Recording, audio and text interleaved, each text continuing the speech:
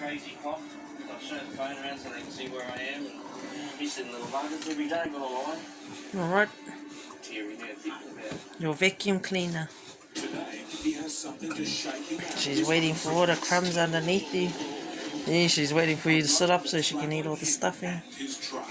I normally take 25 metre long with the pilot behind me. This one's only 18. Diesel drink over there. It means he can take a different route using smaller roads.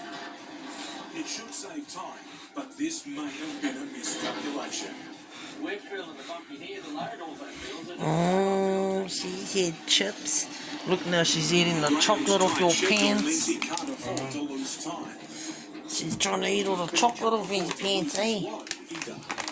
Put those up there. She'll try and eat the packet of chips. She's trying to get on the other side of you now, kid. All the chips. Back on the road, Graham heads into the sunshine. He's covered 700 kilometres on his first day. That's 300 less than his target. As long as nothing goes wrong up here, no one pulls really up in front of us or floods, stop us getting through.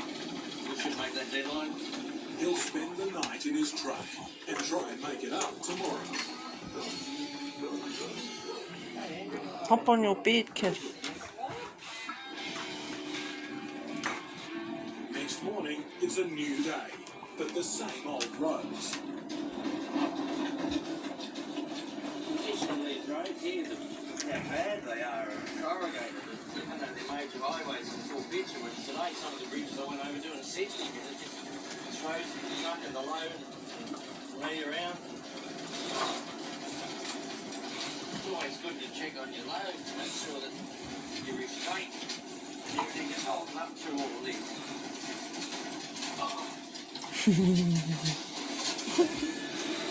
There's a chiropractor. Graham and the truck are taking a back. Yummy. Oh, yum. She had some chips and chocolate, you bitch. You bitch. In Graham's trucking world, sitting on $1 means cruising at 100 kilometres